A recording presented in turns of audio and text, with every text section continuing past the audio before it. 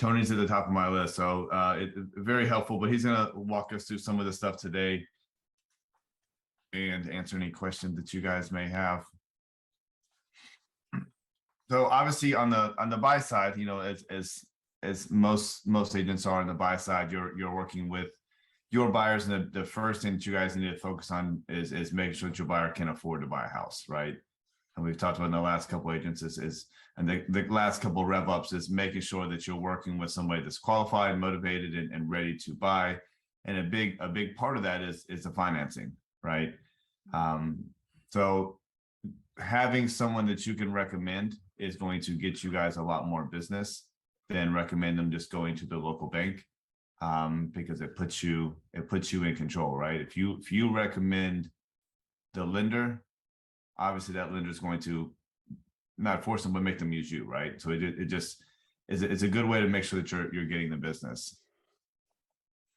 So we're gonna go over a couple of things today. There's a few different types of loans. For the most part, there's a couple of different programs, and those change. I'm sure Tony will tell you. It seems like every week there's different programs here and there. The loan estimate, the closing disclosure, and then how we estimate our buyers' mortgage and down payments, right? All right. So either one of you guys know the difference in the types of loans? I think so. Possible. Right, well, I mean, what's the out of these three, what would you say is the preferred method?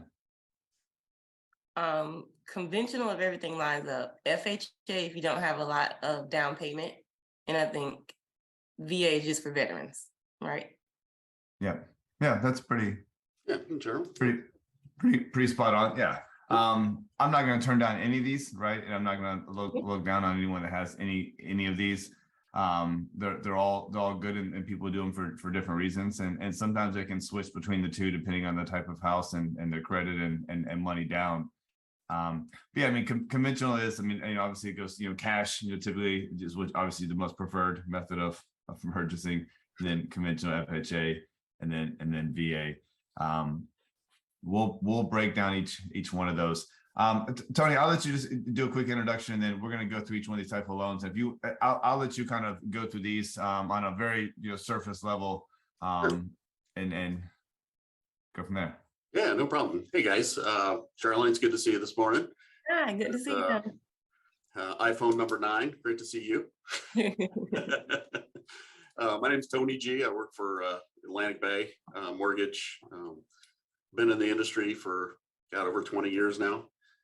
I've worked for a broker. I've worked for call centers. I've worked for a big bank, and now I work for what we call mortgage bankers, which are kind of the hybrid in between all those. So we have the ability to fund our own stuff, service our own stuff. We have our own portfolios, but yet we have access to all the different programs at the same time. So we're kind of operating that sweet spot. But so without further ado, FHA, wow, good stuff. I call this the kind of the loan for somebody that they may have really good credit, but they don't have enough money for a down payment, and they want to control the mortgage insurance premium. But maximum loan limit on your FHA in our area is about $472. So it's a lot larger than it ever has been. It's been creeping up over the years. So typically have a 3.5% down payment. You don't have to bring that money to the table. It can be a gift, especially if it's in a relative, typically a blood relative. I've been able to get things through where, hey, this guy was in my wedding and he's like a blood relative, with a letter of explanation. Obviously that is, that's on a case-by-case basis, but I've been able to do it. As far as the ratio, so debt to income ratio, I like to break that down a little simpler is to what are your expenses that are on your credit report into your gross income. So gross income is before anything comes out of your paycheck. When it comes to people that are self-employed, it's Not like that. It's after everything comes out of your tax return, all your expenses. It's your net income is where they qualify off of.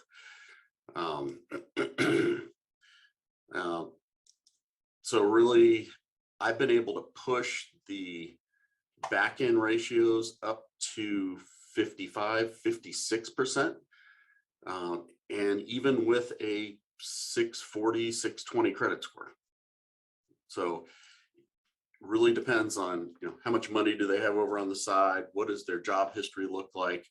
We put things into a little computer engine that evaluates the loan application and the specific pieces like employment, credit, reserves, and several other items. And it spits out what we call a refer caution, an approve eligible, an approve.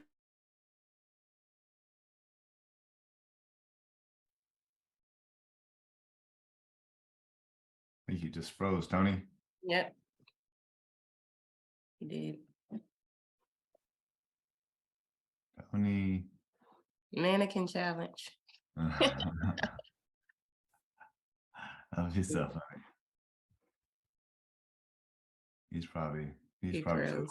but I think that the biggest things with FHA is it if you've got the credit but you don't have the down payment, it is very much the down payment, the money down, right? And that is as you guys work with more and more buyers and try to find more buyers, a lot of people will tell you that they can't even afford to look at a house. They're not ready yet. Because historically, people think they have to put 20% down, right? Mm-hmm. So you're looking at a $400,000 house. I mean, most people don't have 80 grand. They can just say, hey, we want to go buy a house. But when you tell them that a lot of times you can buy a house with almost little to no money down, right? And they're like, well, wait, what? I can do that instead of paying $2,500 rent downtown Charlotte. I can buy a house. So these are things that are good to know. Like, the different ratios and those kind of things. I mean, that's over my head as well. Like that doesn't, I guess it's good to know, but I'm not bringing those numbers up, right? I'm going to refer them to Tony before I would do something like that. It's good to know in the back of your head, but at the end of the day, if your people can buy a house with the credit and the only issue is their down payment, there's ways around it, right? So there's gifts, right? You can get a gift for 10 grand for your mom, right? And all they have to do is write a note saying, hey, that money's not being paid back. This is my daughter. I'm trying to help her buy a house, right? So basic stuff like that. And there's other ways to go around that as well. Tony's joining back in. So VA, obviously you've got to be a veteran eligible. It's a good way to go as well. What do you think is different about a VA versus a conventional loan? I'm not sure. Well, it says no down payment required. Yeah, so no down payment is huge, right? So, I mean, that's a big reason why someone's going to go VA. Tony, you back with us? Yeah, I don't know what's going on with my internet over here. Sorry about that. That Waxall internet. Yeah, well, we are out in the switch stick, so. So yeah, some differences with the VAs, obviously no down payment. Some things are a little bit tighter on a FHA. The difference in the conventional FHA and VA, a lot of times it's going to be the appraisal process is going to be a little bit stricter, right? So the numbers are a little bit tighter. And then the money down is going to be different as well, right? Tony, just on we got a little bit deep on the FHA, but just a very, very quick overview on VA and why VA is going to be good for somebody. Yeah, I mean, if you're a veteran and you have the ability to do a VA loan, best loan that you can get, it's flexible on interest rate, 0 down payment. The mortgage insurance premium is lower. Depending upon, you just have like an upfront rather than a monthly. And then if you are disabled vet, there's no upfront guarantee. So, I mean, I would say The only other piece that, and I think Brian, you mentioned something about this, is the appraisal piece. We have to have an actual VA appraiser. So pushing the appraisal is not easy. In other words, like if we need to get it quick, it actually gets ordered through the VA. They assign an appraiser and then it goes back out. You typically getting a rush on a VA loan appraisal is very difficult. Right. And then some other things about, a VA is, and you'll notice when you guys are looking to show houses, right? It'll say, what type of financing is available. Obviously, always gonna be cash as an option, but sometimes you'll see cash, conventional, VA, FHA. Why would sometimes you just see cash and conventional? Why would that be the case? Why are there times where they're not looking to do FHA or VA? They don't want to have to deal with the stricter appraisal stuff. Right. Yeah. With the FHA and VA, again, the appraisals are stricter, right? But also the things that have to be repaired are stricter, right? So VA, that's the biggest thing is with on a VA. I mean, the house has to be in very good shape, right? So if you've got an older house, there's some issues. You can get by with some stuff on conventional. You can get by with some stuff on FHA, which which is slightly less than conventional. But VA is very, very strict. VA will fail you if there's a 2x4 under the porch. They'll fail it, right? Like they're just very strict on little things. So that's why when you are going to do a showing and your client is a VA, which is a very strong buyer, right? Again, I'm not knocking it. I mean, I love working with veterans, but make sure that you're looking at houses that will accept a VA loan, right? And if it's a property that they absolutely love, and you're looking at the MLS and it says cash conventional, call that agent and say, hey, like, just curious, is there a reason that you think it won't go VA? And have that conversation, right? If we like the house, would you entertain an offer from us, right? Because if there's a reason that they don't, the foundation is messed up or something's big going on, then you probably don't want to go down that route anyways. But anything you want to add on that, Tony? You're on mute. You're on mute, I Tony. have a question, Brian. Yeah. Who determines what loan will be accepted? So, okay, I know on the buyer side, it's already in the MLS, it's already on the listing. But if you have the listing, how do you know which loan will be accepted for your property? Who determines that, or how is that figured out? Yeah, I mean that's a great question, Tony. I'll let you. Yeah, go ahead, Tony. Yeah. Basically, I'm going to take a look at all the different pieces that I'm going to look at the credit. I'm also going to pull up the house and kind of take a look at it as best I can.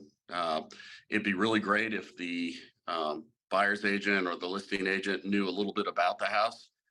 But when I'm looking at, say I pull credit and I get a 650 credit score, immediately in my mind, I'm looking at two loan programs, but I'm first looking at FHA. And then, and the main reason is because it's going to be a lot more gentle because with the credit scores. And if I look at if they're only putting, say, 5% down or 3.5% down, I'm going to also look at the reason is the mortgage insurance premium is going to be a lot less. With FHA, it's only 0.55. With conventional, it could go as high as 1.2, 2.0, really depends. So there's a lot more forgiveness on that FHA loan program. I'm also going to ask, are you a veteran? That's one of my first questions that I ask everybody. And if they are, I ask them that follow-up question: do you have your certificate of eligibility? And can you send me your DD-214, which is your discharge papers? So I'm going to look at all those different pieces kind of in a quick snapshot. And then I'm gonna, determine, like if the borrower doesn't have a whole lot of money, then I'm gonna look at, okay, well, if they've got maybe $5,000, but they need down payment assistance as well, I'm gonna look at a couple different pieces there. So it's my job as a loan officer to spot, what's gonna be the best set of programs for that borrower. Yeah, so on the buying side, Charlene, it is really about the lenders making that choice, right? So Yeah. when I don't get into numbers on some agents are very good. Drew's very good with numbers. Not getting into it. Yeah, but with me, I'm just like, let me send you to my lender and you guys take it from there. He's gonna be better with this. I don't even want to give you numbers because they change every week, right? I don't keep up with the rates like every second of every day, right? So I'm gonna send an email to Tony, say, hey, this is my potential client, Gail. She's awesome. We just met last week. We've looked at a couple of houses. If you don't mind, could you help her get approved? And then Tony's gonna take it from there, right? I'm gonna have her email address, phone number, name in there. And then from there, he's gonna send out a welcome email. He's gonna call, text, email, and he's gonna go from there. I mean, and it's if she only wants to go conventional, maybe I'll put that in the notes. But for the most part, I'm gonna let Tony figure that out because he's gonna know with. And I'm normally gonna send him, hey, this is the property that we're looking at. So he just kind of knows like price point type of house that we're looking at, and then he's gonna take it from there. To answer your question on the listing side, because you don't have borrows into effect, it's really just about the house, right? So if I'm walking around the house, I feel like the house is in really good condition. I signed a listing yesterday. The house is built in 2023. We're gonna list it at 400K. The house is in fantastic shape. It's a brand new house, right? So I'm gonna put cash, conventional, FHA, VA, right? Okay. I've got a listing that's closing this Friday. It's an older house. It's got a few issues. I put cash conventional, right? It could have maybe gone FHA. I just felt like with the condition of the house, I was a little bit unsure. If we wouldn't have got offers right away and I had agents saying, hey, Brian, can we bring an FHA offer? We would have entertained it. I probably would have ran it by Tony. Say, hey, Tony, this is my property. This is the year. This is how it looks like. This is a condition. Like, do you think this will go through an FHA loan? Right. Okay. Yeah. So those are the kind of things. You'll kind of know. I mean, ideally you accept every type of, financing in an ideal world, but what you don't want to do is get your client on the listing side under contract, drag them out for 3, 4, 5, 6 weeks, and then find out that buyer can't buy your house because they can only go FHA. They can't do conventional because of the down payment, and then you got to go back on the market and explain to everybody why you're back on the market, right? Mhm. So that's a fantastic question. So I mean, me being more of a listing agent, I mean that's a big part of my job is just to accept everything that I can't accept without hurting my client. I'm going to do a showing on this property right here this afternoon. Royal Court, it's a really nice condo downtown Charlotte. They are only accepting on here cash conventional, right? I've actually shown this property before, and Tony, maybe you know something about condos that I don't know why it wouldn't go FHA. It's a 2009. It is the building's in phenomenal shape. But on this one, my client was FHA. I would probably call this listing agent, which you would find here, right? I would click on Paul's name. All right, Paul, I have a client who really loves this. Is there any reason that you are not accepting FHA? And figure that out, right? That would be my next step. There is a condo FHA approved list. So not all condos are created equal because of several factors. And with conventional, if you put a little more money down, you can get what you call a light review or a less invasive review of the condo specifics. So that's probably one of the reasons why they put conventional on there. Yeah, but just example, this was just like a normal house, and this just had cash conventional. Oh yeah. Not having FHA and VA kind of tells me that the house it's not in perfect condition, probably, which is fine, right? This is probably the reason why it's priced like it is. But I mean, that's just something you want to look at here first, right? So, I have a lot of agents that have very specific buyers.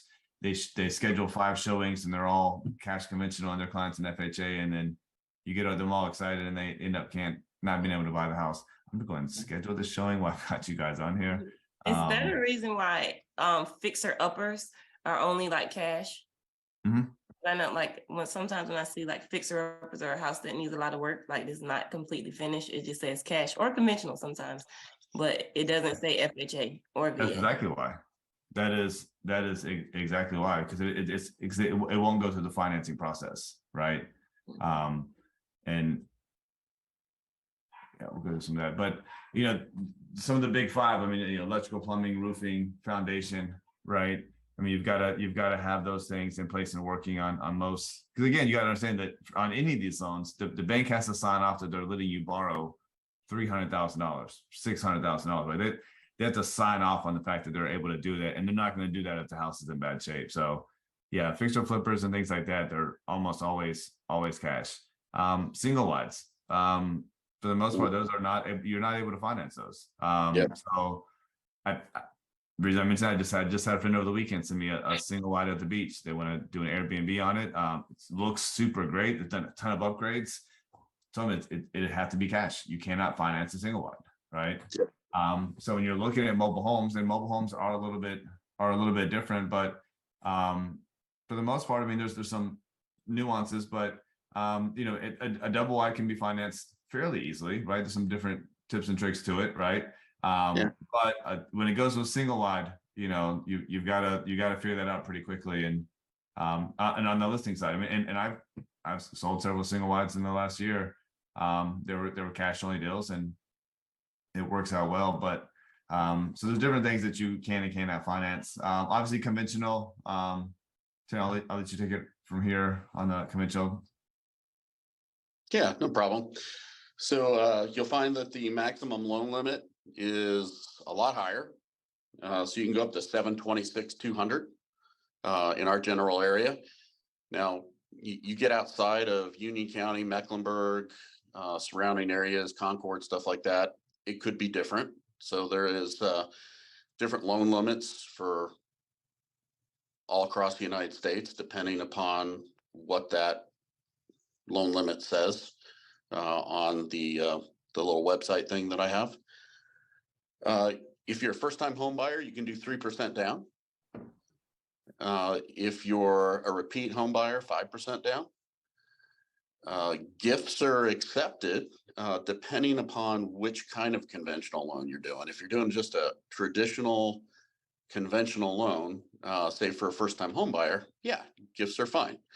But because they have something called Home Ready and then Home Possible. So there's some different kind of first-time home buyer products.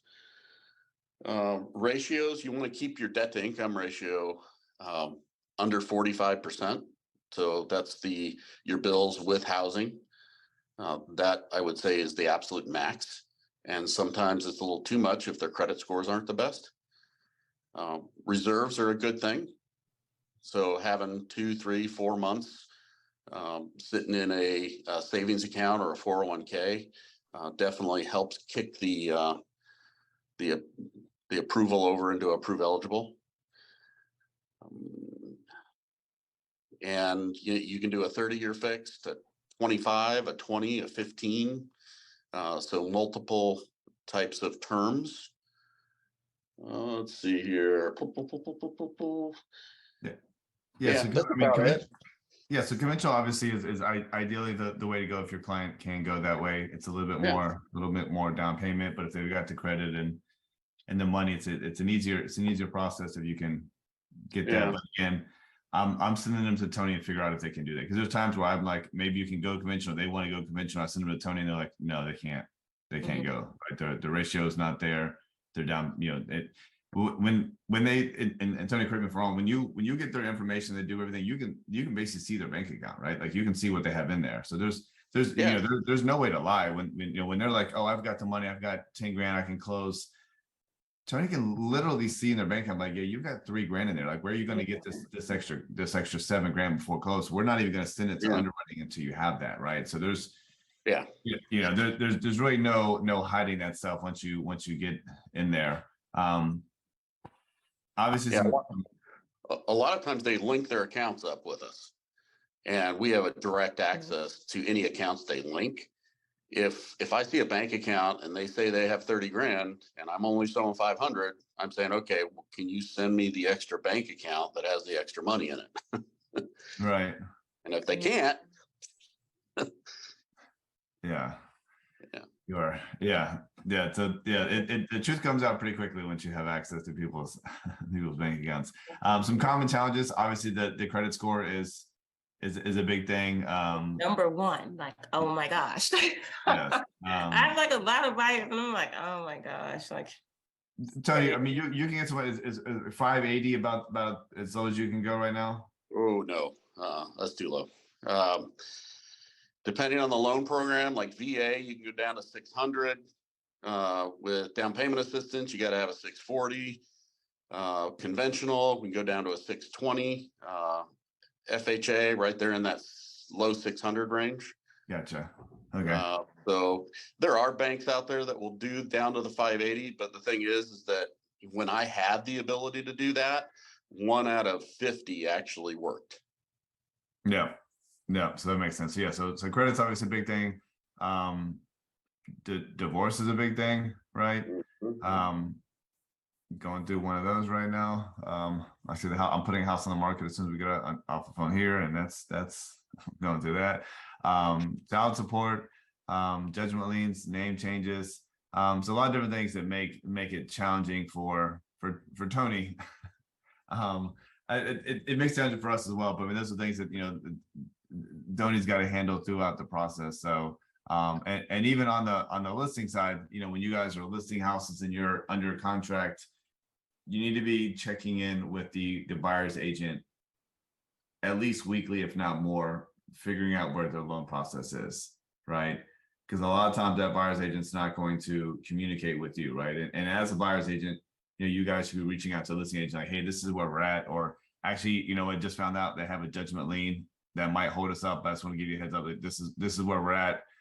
So just keep them up to date with the challenges, because if you wait to the last minute, the week of closing, and say, hey, we can't close this week because of, they've got a unsatisfied loan from 12 years ago, and you're not telling them to the week of closing, you're going to piss some people off, right? So, do a good job, be a professional, and keep the other person in the loop. And if you're on the other side and they're not reaching out to you, reach out to them. And there's honestly times where I'm like, you know what, just give me the lender's information on the listing side. I'll just bypass the buyer's agent altogether. Like, just give me the lender's information. And Tony, I'm guessing you're actually, I know you are. You're okay talking with the listing agent, right? Yeah, I'll talk to them. I can't tell them everything, but I'll talk to them. Of course. Yeah. One of the things I do for all my clients, the buyer's agent, listing agent, and the client, I'll do tailored videos every week, and I'll let them know what's going on with the loan process. If it's going smooth, if it's on the selling side, and I know things are going sideways, I won't say that, but I'll say it's probably a good idea if you get up with your buyer's agent and have a conversation. Yeah. So it just, you got to keep it all, or maybe I won't. I'll send a nice video, but then I'll go ahead and call the buyer's agent, and 9.9% of the time they know exactly what's going on with the loan. But as thorough as I am, my loans don't go and get a full approval letter unless I know I can close the thing. The only time it doesn't work is if the buyer does something really stupid, like goes out and buys a timeshare over the weekend. It happens. Get a brand new A car. bunch of furniture or a refrigerator to move in a couple of days before, and but again, that's on us as agents, right? I mean, I'm sure, and I've seen, Tony's like, hey, don't do any purchase. Like, Tony's good at doing that as well. But as agents, we got to make sure we're telling, like, hey, look, you're moving in next week. I see that you're looking at this new refrigerator, washer, and dryer combo. Let's hold off on that till after we close on the house, right? Because people get excited. They're going to rooms to go and doing a $8,000 line of credit so they get all new furniture, and then they've got this furniture, but they don't have a house to put it in anymore. So, that's on us to keep them. And most people don't know, a lot of people think that once I'm approved, it doesn't matter, right? And that's not ignorant. That's just, that kind of makes sense. Like, hey, I'm already approved. Like, now I can buy stuff. So, we gotta make sure that we're doing that. The loan estimate. So this is something that Tony's sending out right away, right? So they're getting approved, and once we're under contract, it's gonna give them an estimate on what this house is gonna cost them right away, right? Yeah. So here's the difference, right? So there's a loan estimate, which is from a purchase perspective, that's only triggered after we have a property. Right. So that the real LE can only be sent once there's a property and you're almost under contract. What normally happens is the buyer comes to me, I get them pre-approved, I go ahead and send out the numbers and I calculate through it. But no loan officers are sending LEs. So it doesn't, what you need to know is it doesn't lock the lender into what they've told the buyer until after you go under contract with the address. Yeah. And I know this is kind of revolutionary, right? But it's the God's honest truth. So what that loan officer from that company, you better really trust them, because they can change things up. Mm-hmm. Yeah, so until they have that actual address and you guys are basically getting under contract or under contract, there's really no way for them to know all the different stuff. HOA amount. I mean, there's a bunch of different stuff, the taxes, there's so many different things that come into play. There's really no way to get that actual estimate until you're basically under contract. So, but that's, the loan estimate you're getting on the front side. And then on we'll talk about the interest rates, the monthly payments, closing costs and all that. On the back end is the closing disclosure, which they get 3 days before closing, right? So this is, the estimate in the beginning, is hopefully close to this at the end, but they're not always, right? As you find out more information, the closing disclosure at the end is giving them 3 days before actual closing that they know everything, the monthly payment, closing costs, all that stuff. And that has to be done 3 days before, right? So if you've got pretty close, yeah. But yeah, if you've got a closing on Tuesday and it's Monday and you don't have a closing disclosure sent to your client, you're not closing on time, right? You might not close till Thursday. But so you got to make sure that you're staying on top of the lender, especially if you don't know them, right? If they're using a lender out in California and you've never, you can barely get them on the phone, you're only emailing with them every other day, like you got to stay on top of them, make sure they're sending this stuff out. As an agent, you need to know that this needs to be in their hand 3 days before. Yeah. Okay. So let me do you mind if I add a caveat to that? Yeah, of course. Okay. So there's two ways to disclose that. One, by mail, which is 7 days prior to close. So if you have it postmarked and out, you can provide it, but I will tell you that those are not the final numbers. And the numbers can change. The final CD is what I usually get when the attorney in my closing department goes over everything and dials it in. And sometimes I try to get them 2 to 3 days before closing, but sometimes it's a day before closing. So you really gotta, and if I've done my job right, I've either nailed the numbers, meaning the cash to close numbers, or they're better. In other words, it's going to cost the borrower less. Right. So, and I do my job right.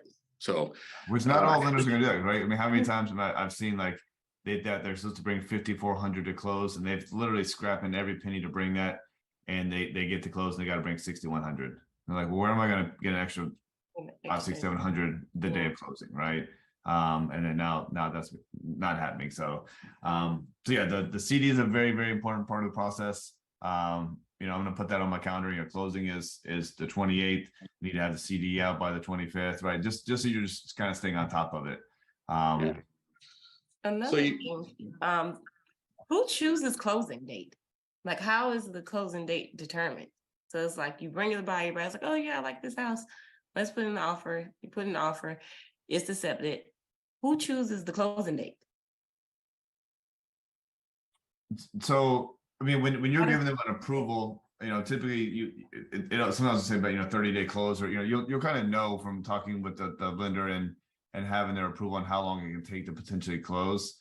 That date is always it as much as I hate to say it's a placeholder, it kind of is, right? Like I love that, like, hey, we're closing on the 28th and that's the day we're going to close, but that's not always the case, right? So sometimes it's a little bit longer, sometimes it's a little bit sooner.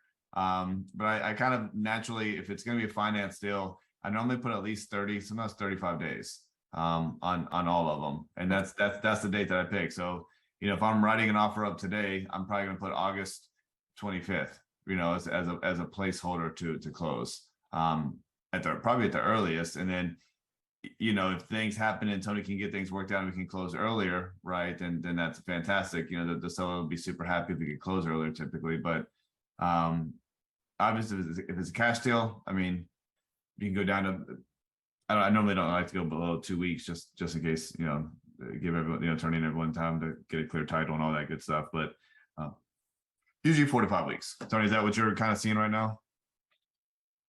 Yeah, without you talking to me, yes. If you talk to me and say, hey, I need to be more competitive, I need to get it done faster, what's your feel on the client? And if I know it's a conventional W-2, they've got the money, everything is just a sweet deal, then I can get them closed in under 3 weeks.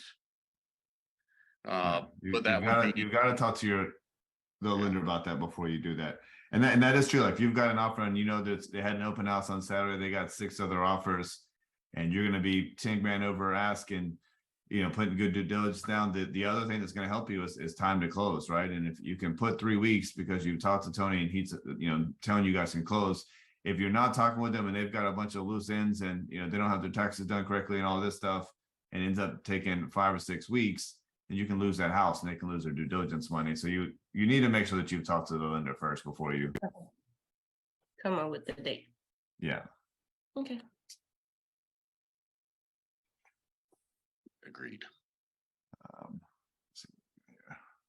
And then locking in interest rates, and again, that's something I never bring, because I never want to put that pressure on Tony. Like, hey, you have to have this credit rate, you got to have, and Tony can get you 6% rate. I have no idea, right? So like I'm sending Tony an email, and this is, hey, this is my introduction, best of luck, kind of thing, right? But locking in rates, when you lock a rate in with somebody, what's the current time frame on that right now?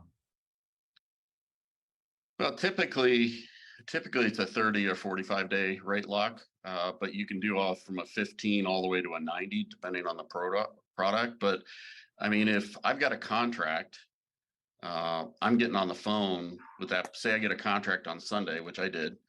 I'm getting on the phone as soon as the market opens, and I've got rates at around 10. And depending on what's going on with the market, I may advise, yes, let's go ahead and lock.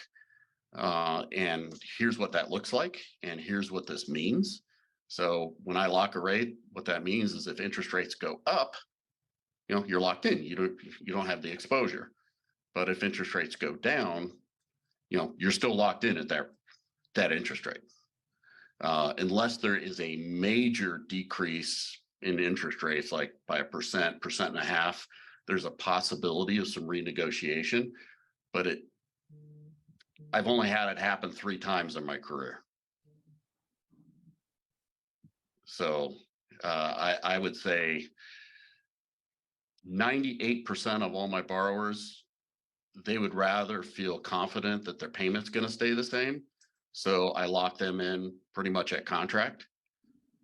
The other 2 that are okay with risk, that other 2%, they don't really care because they got so much money. If they're real willing to float, then we'll have that discussion as well. Gotcha.